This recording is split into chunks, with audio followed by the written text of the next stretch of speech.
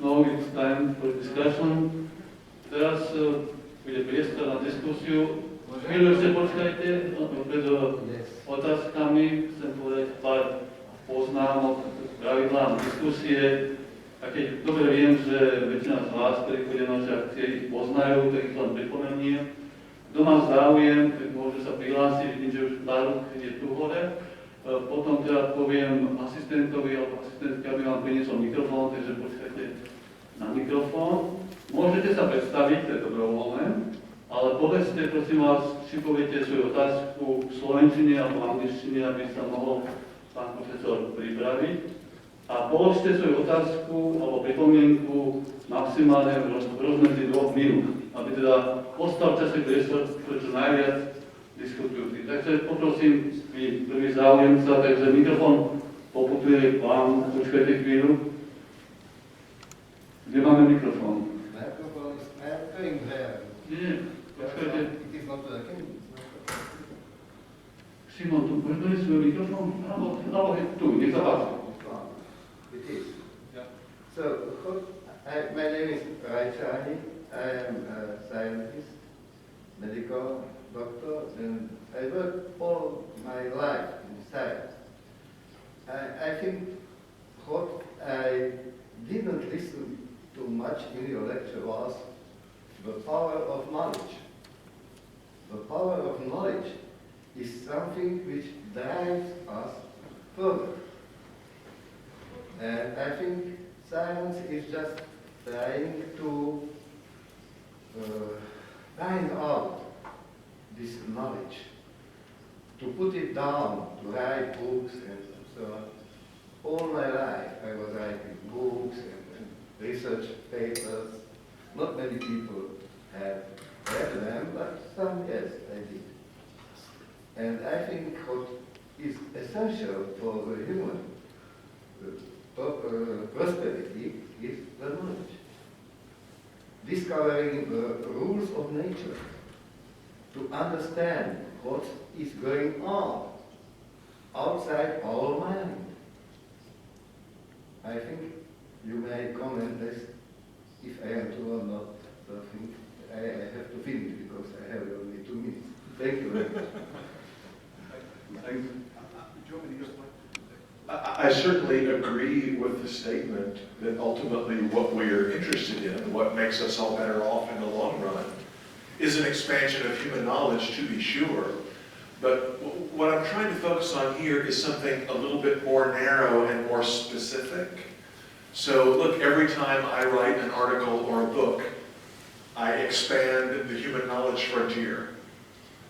Maybe not by very much, okay? If nobody wants to read my articles, nobody wants to buy my books, then that's a way, that's kind of a signal from the market that the knowledge that I am offering is not at that moment perceived to have a lot of value to whoever reads it. Now, I always say, yes, I joke with my friends, yes, but 100 years from now, Yes. 200 years from now, they'll discover me. And then they'll realize how important my work was, and they'll say, oh, it's too bad he wasn't recognized in his own time. Okay, it's kind of a joke. But I think, the policy question is what kind of policy environment? What is the role of the market? What is the role of the state? We can also talk about the role of universities as a third party. We can talk about other institutions. What kind of system gives us not just knowledge production per se, but the production of valuable knowledge, knowledge that people are willing to pay for. Here's another way to put it. It is true that many of us, depending on one's scientific field, I can sit in a chair at home and I can think deep thoughts, and I can write them down, I can say they're discoveries. That may not be anything that adds value. Sort of from an economic point of view, we're interested in the processes that produce knowledge. What kinds of resources are needed to have universities or laboratories or whatever they might be? What set of institutions gives us a better set of supporting resources and programs, etc. that will lead to valuable knowledge being generated. And I think the argument is quite strong that a competitive environment does a better job than a centralized one.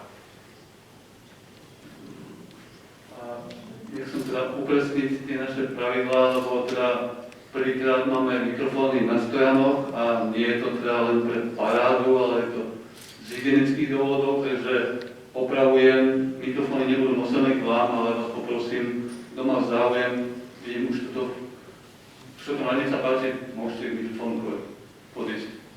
My question will be the similar, because I'm also a scientist and a physical metallurgist, but I would like to ask you, I'm Jaroes from Institute of Materials Machine Mechanics of Academy of Sciences. I would like to ask you, you spoke in your lecture about this public investment into the R&D that some professor who obtained a grant and he can make research and development. And try to imagine that such a professor can obtain huge amount of money in order to study environmental impact of the electromobility or something like this. And he found that the reality is not so like everybody thinks, that it is environmental friendly technology, and it is better to have petrol cars and so. And opposite, it is that somebody with huge private money support electromobility because it is environmental friendly. Everybody thinks like this. It is sexy now to do electromobility like Elon Musk and so. I'm sure that also Elon Musk knows that it is against the environment, but he may because in the future when it will be cars powered by hydrogen, many of these technologies which are now developed good. But it is huge amount of private money because they are invested, because he obtained back, because government supported. But maybe this public money for such a professor who can advise to governments that stop with such subventions, it is good to. What's your opinion on this? So I want to make sure I understand the question. The question is, do I think that public investment to research and development, not to certain technology or something like this. Really, public money, according to my opinion, should be for R&D, for universities, for healthcare and so, but not to certain industries or certain. I see, yes, I understand. It should be according to market regulated. Yeah, so if I understand correctly, what you're asking about is whether public investment is better directed toward very general technologies that have a lot of potential applications rather than trying to choose or target specific firms, specific industries, using sort of industrial planning of the kind that Matsukato supports. Yeah, so I certainly, for reasons that have already been explained, I think the targeted industrial planning, targeted subsidies have, those are not likely to generate substantial societal benefit. So the question is then, is there any way to fund the more basic or general technologies in the absence of large public investments? Like, could the private sector ever do it? Well, I mean, I have two thoughts on that. One is a specific example and that specific example is biotechnology. So I saw something recently, if you look at, in the United States, if you look at the organizations that hold the most biotechnology patents, you know, MIT University is number one, and maybe Stanford University is number two, but in the top 5 or 10 you have Genentech, you have a whole bunch of private biotech companies. You know, the company that, the entity that was the first to decode the human genome. It was, what's his name, Craig Ventnor. It was a private biotech entrepreneur. It was not a university. It was not a laboratory. It wasn't a government lab. So what seems to be going on there, and you might say, well, it's just unique to that particular industry, is that whereas in the past, the way that we discovered valuable medicines and therapies and treatments for disease was kind of trial and error. We would just try different things and see if it worked on the cancer cells or it worked on, you know, whatever the diabetes, whatever the issue was. But now we have a much better scientific understanding of the biological basis of disease, not for every disease, of course, but for many. And so if your goal is to make money, you want to make a lot of money producing a drug or a treatment or a vaccine, you have to invest a lot in the basic biochemistry to be able to create that drug. So therefore, in that industry, we've seen a huge increase in the amount of spending by private companies, not just on the last stages of getting the drug to market, but even on the very basic sort of biology and chemistry of what's going on. So my second point is a little bit more general than that. So there's some very interesting research by historians of science and technology making the argument that science and technology do not proceed in a nice, straight, linear path. So what we all learned in school was that, you have scientists doing the most basic research in physics, mathematics, physics, etc. Then the next round of scientists who are doing more applied research, they build on the discoveries of stage one. Right? So you have very basic research, then you have slightly more applied research, which is built on that. Then you have more further applied research, which is based on that. And then you have technological development, which is based on that. It's a linear, sequential process from most basic to most applied. It turns out that actual scientific progress rarely seems to follow that linear pattern. There's a very famous historian who just passed away a couple of years ago named Nathan Rosenberg. He was a professor at Stanford University, and I would strongly recommend his writings on this topic.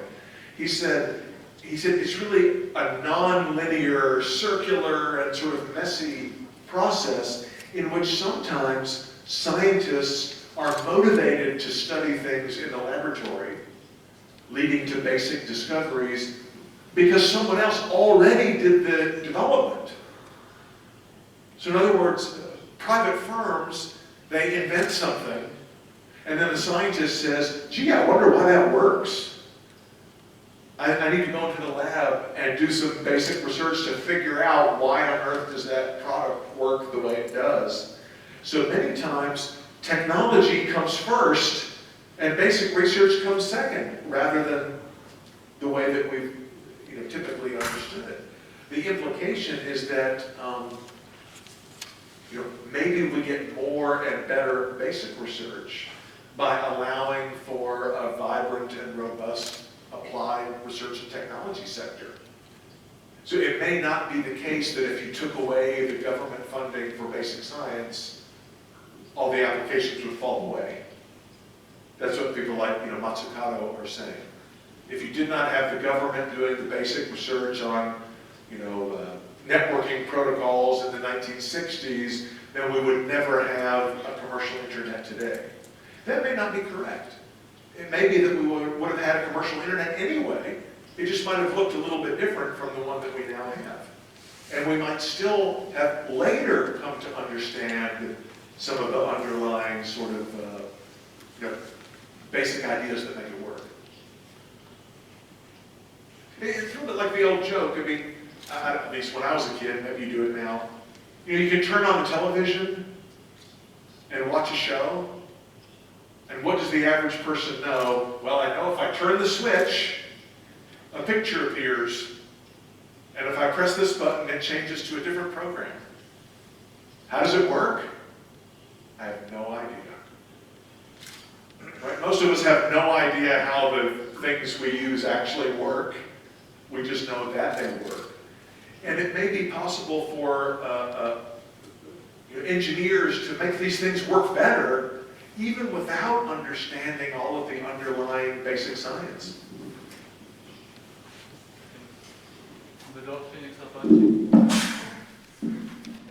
I would like to ask you, what's your stand on the fact that China, communist China, is now the biggest innovator, actually in 2020 it knocked out US from the ladder. Yeah, I mean, I think what's going on there is a problem of measurement and definition. So China is certainly the leader in expenditures on scientific research and development. Are they the leaders in producing commercially valuable, societally valuable innovations? There, I think the answer is less clear.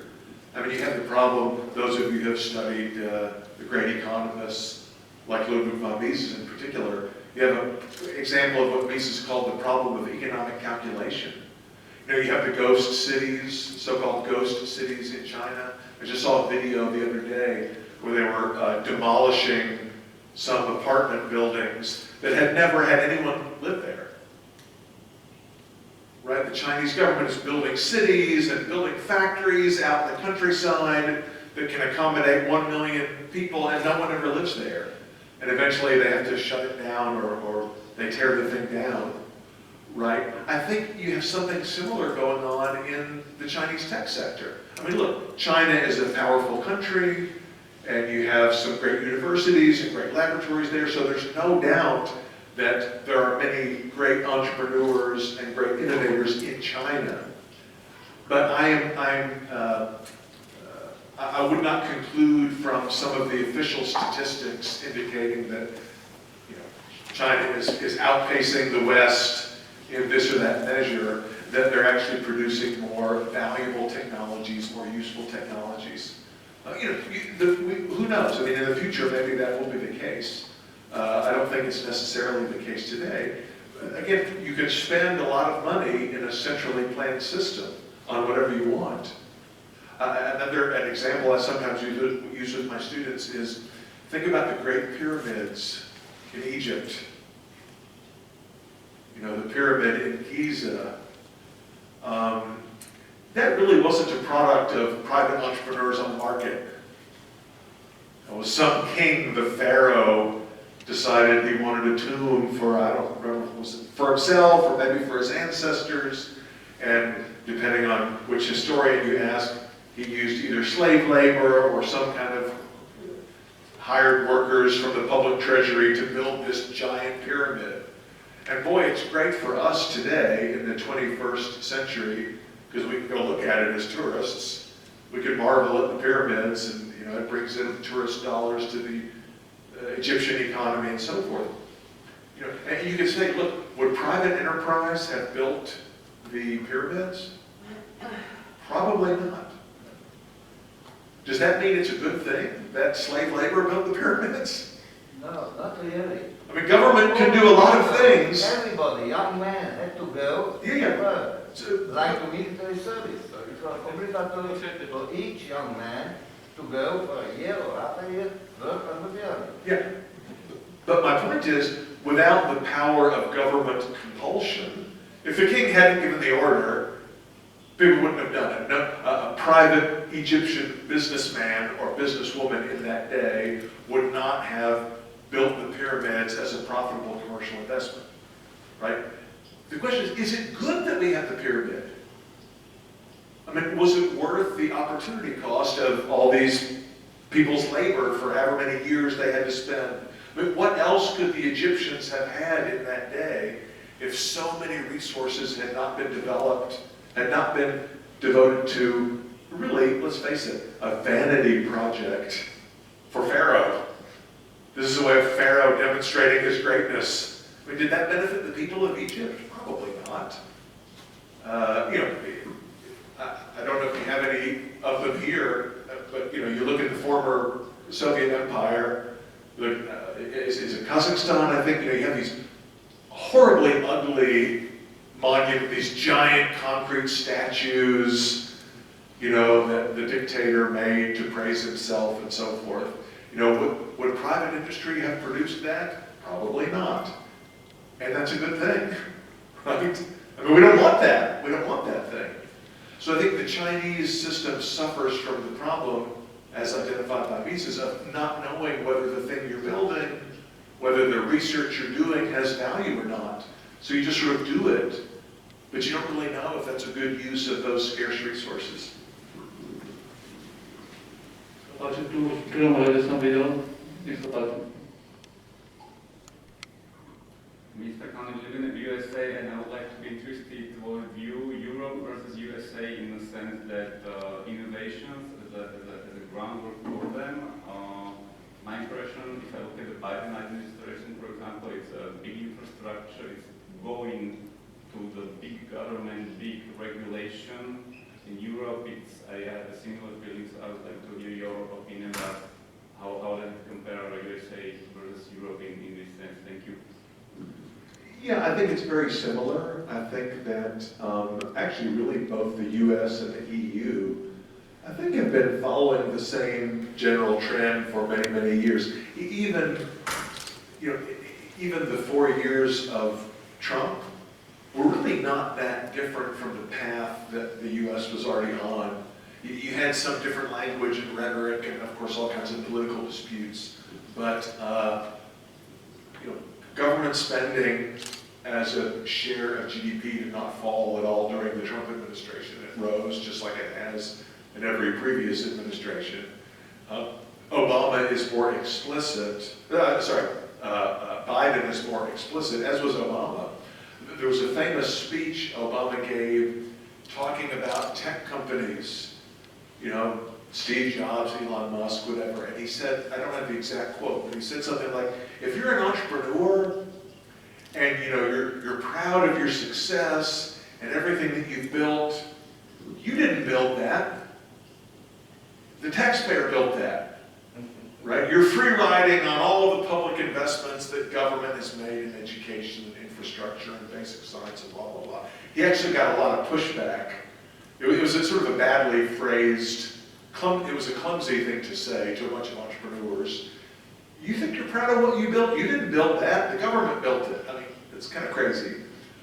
So Biden, like Obama, is more direct in his language, that we need more government spending. We need, again, like what I was talking about earlier, we need the government to take control. We need a big project like putting a man on the moon or building the atomic bomb in World War II. So we organize all of society's resources around a shared goal. I have to say, even though I grew up in the era of the sort of romanticism about space and space travel and how cool it is to have these big rockets, putting people on the moon. The truth is, it's very hard to know. I mean, was the space program, the U.S. space program, in particular the Apollo program it was called, the one that put the man on the moon, was that a good use of resources? How do you answer a question like that? How would you measure the benefits? Because there were a lot of costs. I mean, it cost a lot of money to do that. Now, the result was very visible. A guy standing on the moon, putting an American flag on the moon, and it gave people a lot of pride and so forth. But I mean, think of all of the things that could have been built with all that money that was spent on putting a man on the moon, which really doesn't make you and me that much better off, except for a warm feeling in our heart, maybe, if you like the American flag. So economics students, I'm really talking about the concept of opportunity cost. And if you've ever read the famous book by Henry Hazlitt, with the fallacy of the story from Economics in One Lesson, the fallacy of the broken window. I think when we look at something like the space program, the Apollo program, it's very easy to fall into this fallacy of the broken window. Well, if the government hadn't done it, we wouldn't have put a man on the moon. Yeah, but what about all the other things we could have done if we'd got to keep the money that went to putting a man on the moon? Hey, how are you? I am Matthew. I'm a student in Bilingual Lyceum. And my question is that do you think that technical growth as a thing is useless if it doesn't generate profit in some kind, or if it doesn't contribute to economic growth? Yeah, I mean, look, I wouldn't say it's useless, but I would say that we really don't have any way of assessing or measuring the impact other than our own personal sort of subjective feelings. Right, that was Mises' point. Mises' point was that under a non-market system, under a communist dictatorship or socialist commonwealth is what Mises called it. I mean, you can still do stuff. You know, Mises used the example of a railroad. He said, suppose the dictator wants to build a railroad between Moscow and Lenin, Stalingrad, and St. Petersburg. I mean, yeah, can he do that? Sure. I mean, he can, like the Egyptian pharaoh, he can conscript workers, or he can use currency, he can force people, whatever. He can certainly build a railroad, and the result is a railroad. And maybe lots of people look at it and say, oh, what a nice railroad. Gee, I'm so happy that I can take the train now from here to here. And maybe the dictator himself is very proud. And, you know, the railroad is named after him, and it has his picture on the locomotive. Mises doesn't deny that that can take place. Mises says, was building the railroad, number one, was building the railroad the most valuable use of those resources? And number two, if you want to have a railroad, is the way they built it the most efficient way to get a railroad? And Mises says in the absence of markets and prices, those questions are impossible to answer. Right? What could you have had instead of the railroad? You don't know. You know, all of the labor, the steel, the wood, all of the materials that went into building the railroad all had alternate uses. And in a socialist society where you don't have private ownership of resources, you don't have trade exchange of resources, so you have no market prices, you have no way to know whether, what's the most effective way to do it. I mean, look at our clothes, right? You've got a nice, very nice, what do you call it? What would you call it? Pullover, sweatshirt? Hoodie. Yeah, hoodie, thank you. It's probably made of cotton, right? I mean, you could make a hoodie out of gold fiber. You can have strands of gold that are made into a fabric. Why don't we wear hoodies made of gold? Have you ever bought a gold? I don't mean a gold color. A hoodie made of gold. You wouldn't buy one. Why? Expensive. Yeah, I'm assuming you can't afford it unless you're an oligarch or something. Right, so, and why would it be so expensive? Because gold is scarce, is relatively scarce, and there are other uses for gold in manufacturing, for jewelry, for money, right? Gold coins.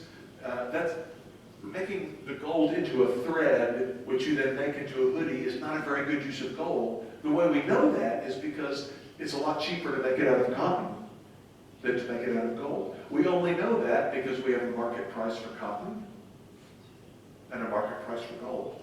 Why do we have those prices? Because there's a market for cotton and a market for gold. Why? Because there are private parties that buy and sell cotton, private parties that buy and sell gold. Mises says in the absence of private property and markets and prices, it's simply impossible to answer the question. So it's a little bit like the gentleman's question about China. So, I mean, look at this. Suppose I'm an inventor. In the basement of my home, I have a little laboratory. You've seen a lot of movies like this, right? I invent some little thing. I mean, it's good for me personally. I think it's cool. Maybe I enjoy it. My kids like it. But I mean, as an economist, as a member of society, we have no way of judging the value and importance of that other than the price that it can fetch on the market. Right? Does that answer the question? You're welcome to ask a follow-up if you would like. Yeah, I would love actually. Thank you. But isn't it true that sometimes for greater good, it's better to not look at the market as a whole, right? As a benefactor, as a judgment of how good it is. But my question is, how do we know what that greater good is? What's the process by which the society determines? Well, if it would, for example, like global warming, if it would have helped the world, but it would have negative effect for market because of the lost jobs and stuff, right? Yeah. What I'm saying is, Right. I'm not claiming that we cannot conceive of a benefit from protecting the climate or reducing the amount of climate change or something like that. Which is, how do we know what that is? Right? He says, you know, I'm willing to pay this much of a price to improve the climate. You know, I'm going to drive my car fewer miles. I'm going to substitute to an electric car. I'm going to do this. I'm going to do that. I'm going to stop taking a bath, whatever, because I want to protect the environment. Somebody else has a different set of values. How do we aggregate those preferences that people have towards something as abstract as the climate into some sort of decision rule? The thing that people like Mises worried about is that when you try to do that, it ultimately ends up just kind of arbitrary. You know, whoever shouts the loudest, whatever group is the most politically organized, has the most charismatic leader, is able to convince society to do the thing that they want. But we really don't know, is that the right thing to do? It's just, we don't have a way to really answer that question.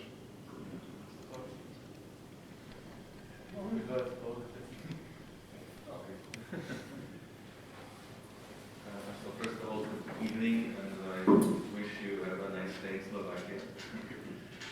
I'm a bit greedy and would like to ask you questions. The first one is, what do you think are maybe the limits of economic freedom? Because, for example, when we think of infrastructure, there is certainly a limit of how many pipelines are beneficial to the country. But also there is a recent example, for example, in the European Union, it is mandated what chargers are used in cars. Soon they are going to be mandated for electronic devices, which is a restriction, but it helps manufacturers to focus more on innovating and not on fighting on about which design is better or whatever. And the second question is, you were mostly speaking about innovations and research about the United States or large universities like Cambridge who do have large endowments. But if you maybe have some research on smaller countries, for example Slovakia, how we could maybe develop better innovations or research capabilities in our country. Because, for example, we are not seen by many countries as a place to do research or to invest in research. For example, Volkswagen built a factory, not a research center. So what are your thoughts on that? Thank you. Yeah, thank you for the very good questions. On the first question, it's a very interesting point about standards. If I understand correctly, just within the last few days, the EU issued a ruling about the mobile phone chargers. And so who's very unhappy about that ruling? What's the only phone that doesn't use the standard charger that everyone else uses? Apple. Right? So Apple has always used its own idiosyncratic kind of technology. So in my household, at home, between my wife and children, we have a mix of Android and Apple users. And it's a nuisance because, hey, did you bring a charger? My phone's about to die. Oh, you just have the Apple charger. Doesn't help me. So yeah, I think it would be much more convenient if we had a universal standard. So there's some very interesting studies about standards and where standards come from. So the problem with the EU saying, okay, look, everyone's, I guess it's USB-C, I think is the standard. Look, we're going to just pass a law that every manufacturer has to use USB-C, even Apple. You can certainly see the benefit, right, in standardization. But, and this relates to the previous discussion, there are some potential challenges as well. What if the standard that Apple uses, which is what they call Lightning, what if the Lightning standard is actually better in some way? Faster, more efficient transfer of power, you can charge the device faster. I mean, I'm not saying that is true, but it's possible that when you have the authorities choosing a standard, the standard they choose may not be the best one, and you only kind of discover it later. So the alternative to having, sort of a state agency or the national government or supranational government choose the standard is what? Well, in some industries you have something like a professional association that chooses standards. In fact, if you think about it, so USB, right? Either I have it in my pocket, the big USB. This is what I have, my slide presentation, I have a copy of the USB. And also the small USB-C that you use on your Android phone. Those were not developed by the EU, right? I mean, there's some different organizations, global professional organizations. In the US, we have something called NIST, and there's also, what do the engineers have? IEEE or IEEE. I was told by an engineer once that if you say IEEE, that proves you don't know what you're talking about, because all the cool people say IEEE. So IEEE comes up with these standards for USB. How big does the USB thing, the size of it, and how much power can it handle? So these are private organizations, like trade associations.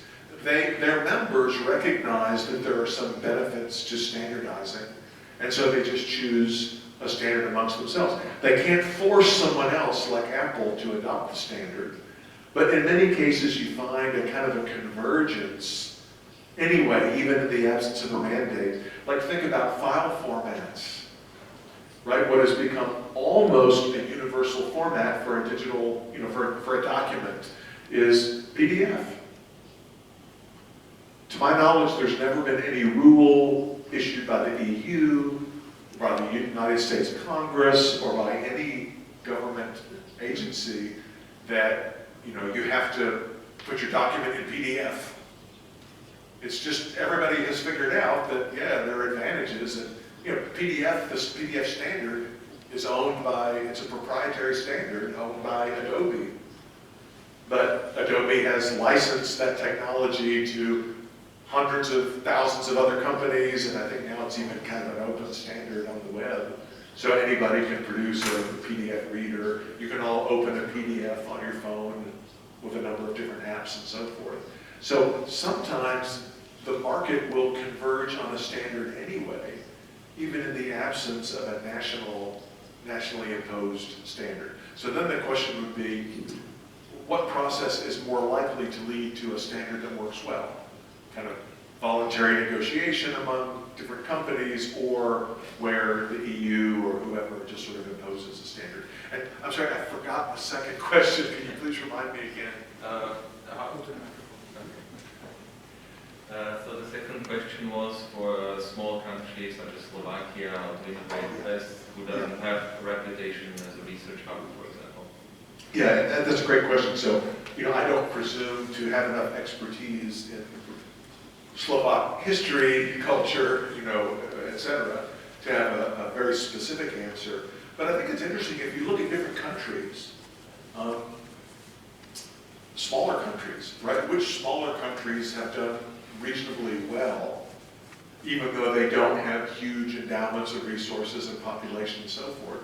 Usually, they become successful by exploiting whatever natural advantage they have, but combining it with openness and trade and so forth. Hong Kong would be an example, right? Hong Kong does have some natural resources. It has a very good deep water port, right? But but it doesn't have minerals. It doesn't have agricultural land. It's just a small island, or set of islands, right? That was able to become wealthy by establishing itself as a center for global trade. right? So by having free trade policies and sort of a free market economy combined with the natural advantage of location and the ability for ships to dock was a strategy that Hong Kong pursued. Singapore.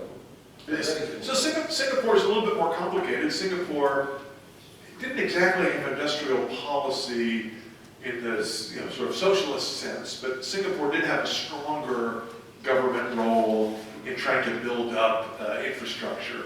But Singapore also relies, it's a financial hub. It does also have good shipping. It has good harbors for shipping, but it relied on openness and trade and so forth. So, could a country like, here's one way to think about it. Think about the practical alternatives. So one option would be the Slovakian state, uses money raised from taxes, says, well, we're going to be the Silicon Valley of Europe. And so we're going to invest, billions of euros in developing science parks and building up our technical universities, and we'll get a lot of tech companies to locate here, and we'll become the Silicon Valley of Eastern Europe. I mean, that's a pretty risky strategy. When I talk to government officials who work in this area, they always bring up Silicon Valley, and they always ask, how do we get something like Silicon Valley here?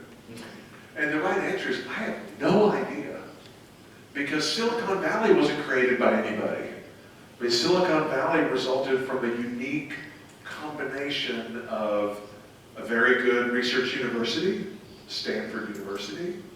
You had some government contracts in aerospace in the 1950s. You had a few companies, one company in particular, Fairchild Semiconductor, that happened to be located in Palo Alto and was a very well-run company, and it produced a lot of its employees went on to found the other big Silicon Valley companies, Hewlett and Packard, Sun Microsystems, Intel. All of these companies were founded by people who had worked for this one company, Fairchild Semiconductor. So I don't want to say it's luck or random, but something like Silicon Valley results from a bunch of little things that just happen to all be right at the same time. It's not something that you can really create from the top down. So it sounds like I'm not answering your question or trying to avoid the question, but really I think the best answer is a policy of free trade and openness and competition, the things I was talking about, supportive environment, and then you just have to see what emerges as the dominant, maybe it's a particular industry, maybe it's technology. And you're right that a country like Slovakia, you say, gee, it's great that Volkswagen is building a manufacturing plant, but we really wish they would build something else instead, a big R&D lab. Well, I mean, I wish I was a better athlete, I wish I was smarter, I wish I was this, I wish I was rich, I wish I was that. I mean, we can wish all we want, but what is the path by which you get a high-tech hub? Just there's no known formula that allows you to produce one through good legislation. Posledná otázka, last question. Okay, thank you, Professor, for a great presentation. And also thank you for reintroducing to us insights of the Austrian school, which was once present here in this area. Josef Schumpeter, whom you mentioned, was not only born some 150 kilometers away from here in the southern Czech Republic, but he also wrote the book, The Theory of Economic Development, the book I'm sure we quote very often, in Chernivtsi, which is a city now in Ukraine, which is to the east of our country, even farther. So, and there were people like this here as well, so thank you for doing that. And my question is also a little bit more theoretical than the other ones. And so I'll throw to you two quotes by Mises and Hayek and see what you have to say about the relationships of those quotes and the firm, which is your major topic. So, firstly, Hayek says that back in the 19th century, every farmer knew how to sow his grain or his eggs because there were these fairs and all the squares in these cities, picturesque cities like Vienna or here in Bratislava. And you know the Bureaucrats horse market fair and these kinds of examples. So people knew by heart how to sell their products back in those times. And then there's Mises's quote who says, in every living economy, each and every one of us is already an entrepreneur. So are these quotes obsolete today when we have economy full of firms and there is no like individual versus individual acting on the markets? I guess you get where my question heads. So thank you for that point. Yes, thank you for the question.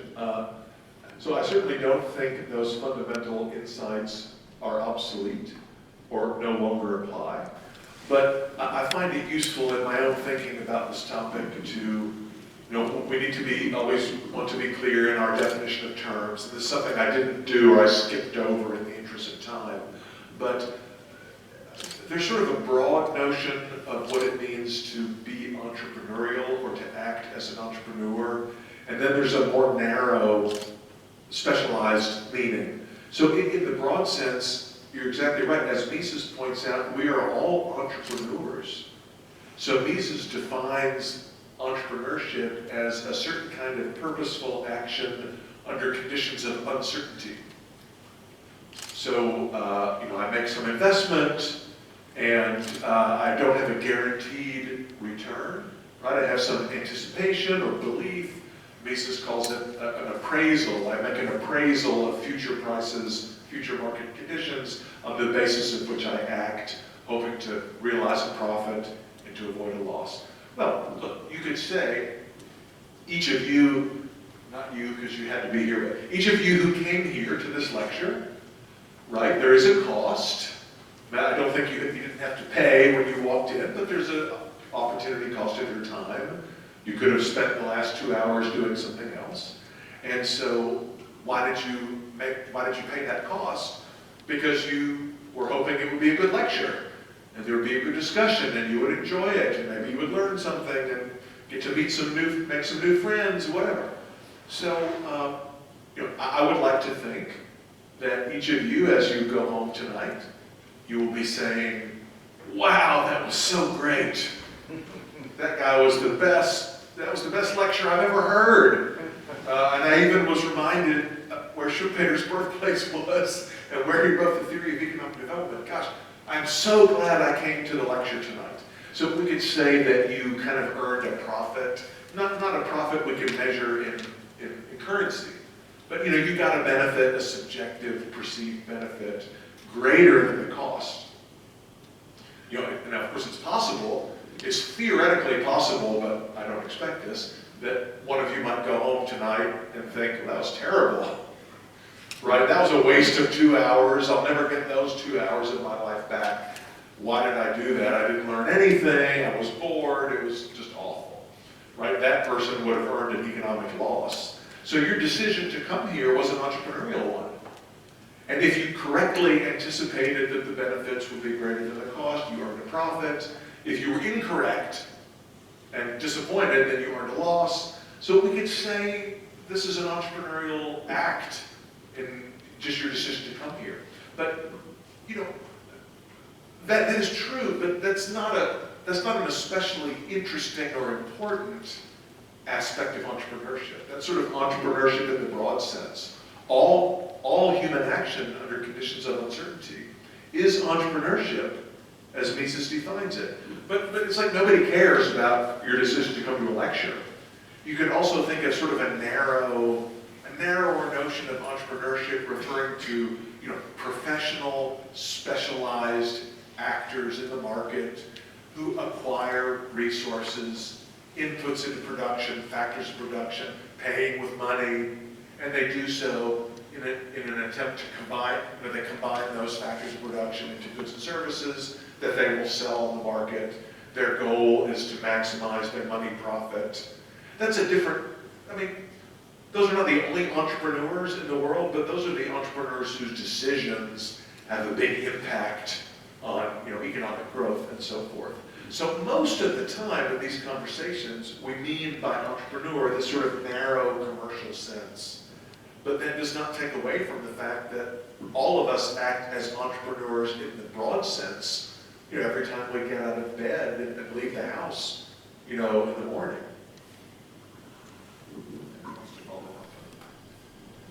Well, we should finish. Čas je vzácny, takže tieto 2 hodiny, ktoré sme spolu strávili, pevne verím, že boli pre vás prínosné a užitočné.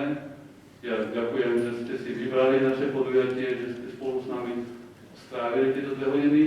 Dávam do pozornosti, že ak teda nám tu nezabránia protipandemické opatrenia, tak chystáme ďalšie 2 prednášky do konca roka, takže budeme sa stretávať častejšie, pokiaľ naozaj nám tu nezabránia opatrenia.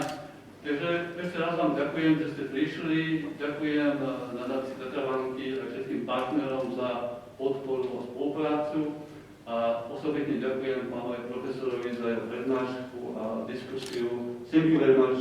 Thank you very much.